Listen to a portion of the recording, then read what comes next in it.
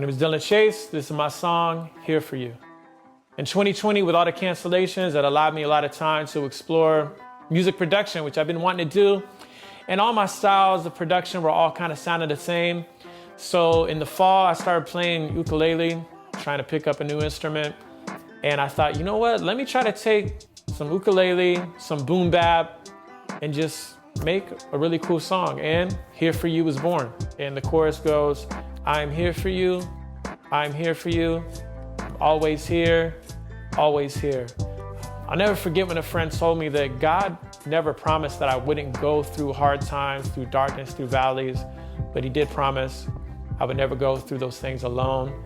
And so during a season of my life when everything was really fresh, processing my son's autism diagnosis, I found a sample and I was just comforted by the fact that, man, a lot of my life has changed over this past few months, but what hasn't changed is that God is still here for me.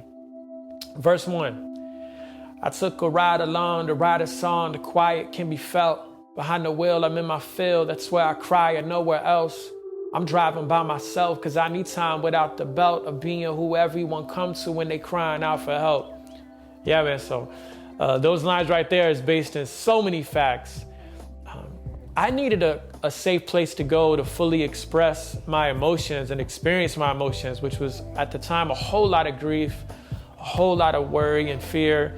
And so I would get in my car and drive. I mean, even if I was driving to pick my oldest son up from work, as soon as I would get in the car, man, for that first week, it's like every time I was by myself, I would just begin to grieve and to cry. They need answers to their questions, yeah. They need my love, they need acceptance, yeah.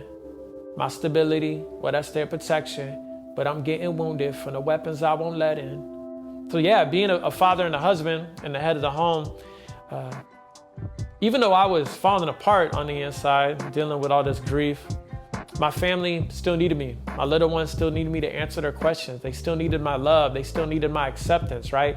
And my stability is gonna protect them. And it's so hard because as a dad, I mean, you allow yourself to go into a dark, sunken place and you don't know how long you might be there.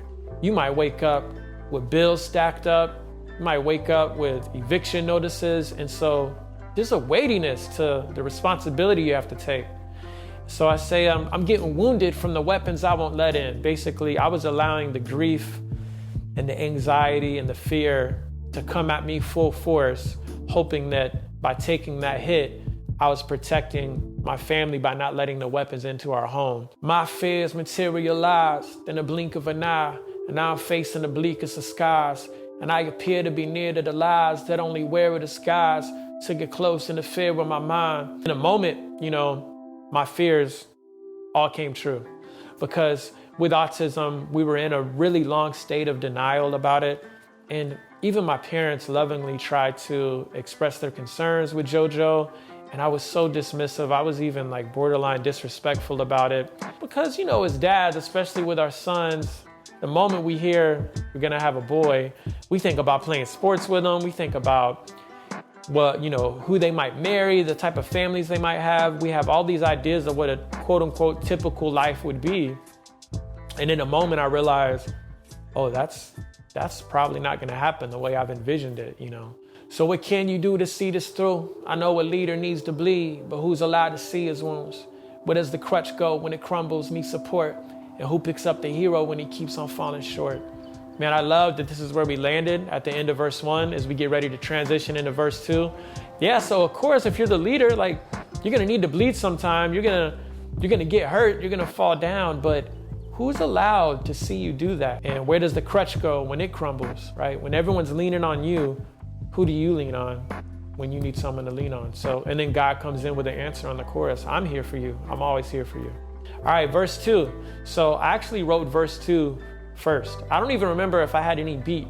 I was probably listening to Coldplay, being emotional, and started writing these words. And it goes like this. I cannot hear you. I'm keeping my ear to everything fearful. Unbelief unbuckles me from the thing that really kept me near you. Yeah, when fear is so loud, tends to drown out God's voice and God's word. And unbelief unbuckles me, right? Takes off the safety belt from the thing that was keeping me near him, his word, his people, prayer. Can't tell if my faith is real. That's when I take the wheel to make me feel. Would it have the same appeal? If it really didn't pay the bills, would I probably just take the pill? When your faith and your career are so interwoven, it can be very dangerous, right? Because I make a living off of being a Christian artist. And sometimes I wonder, well, what if this wasn't how I made a living? Would I still believe? Like if my job didn't depend on it? Those are really sobering questions I was asking during these moments of despair. And I say that's when I take the wheel. That's when I want to be in the driver's seat. I want to direct the course of my life. I want to feel, is this real or not? Would I probably just take the pill? Which is kind of like a Matrix, reference. But for me, I'm saying to take this pill of unbelief and of really just like no biblical worldview would be to deny reality, right? To deny the reality of Christ and live in a simulation. If you did not need me, how could you want me? Yeah. If I cannot see you, where can I meet you? Show me your lobby. Yeah. Because I fixate on conditions, let that dictate how I'm living. And I'm so used to performing for the presence and position. Man, it was just a humbling thing to think, how could God want me? Like, I know he doesn't need me. He's God. He's fulfilled within himself. How could he want me? Like, I'm so broken. I let my condition like dictate how I feel. And that's not good. I got to go beyond that. I got to have my feelings and my convictions rooted in you, who never changes. When you show me mercy, it's not far away, beyond my space. You don't just tolerate, you want my waist, no match for sovereign grace. Man, it was so humbling to think that God doesn't just like throw a little mercy, right?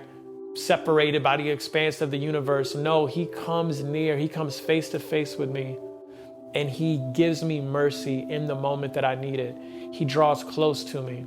He doesn't tolerate my sin. But he's not scared of it. He doesn't shy away from it. And there's no match for the sovereign grace of God. Like no sin, no unbelief could ever defeat the sovereign grace of God. You don't just draw me close. You move towards me when falling low. You never leave the felon's needs unmet. Your promise always shows. Yeah, I knew that God draws us close to him. But sometimes when we have that image, it's like God stays in the same place and it's like, come on, come here, get closer. But no, God doesn't just draw me close. He actually, the moment I fall, the moment I mess up, my high priest, Jesus, is quick to come near to me and cover me with his righteousness. And that is so beautiful. And that beautiful truth really brought me to a way better place. That's the song here for you. Hope it blesses you guys.